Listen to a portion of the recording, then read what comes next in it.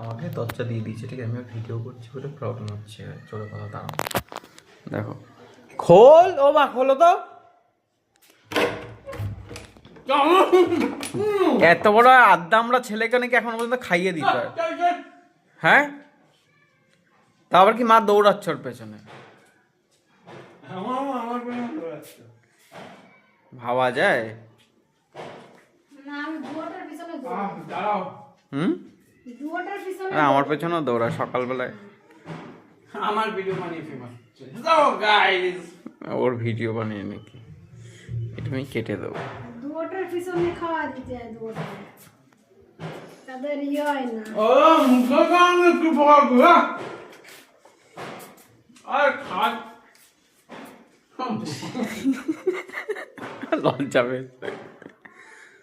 এনার দশা দেখো, আমাকেও খাইয়ে দিতে হয় অফিস গেলে এখনো পর্যন্ত। না না, এই অল্প একটু খেয়ে যা, আমার তো খেয়ে রাখা টিফিন দিচ্ছে না আজকে এসে। তো ওখানে গিয়েই খাওয়া। টিফিন দিচ্ছে না।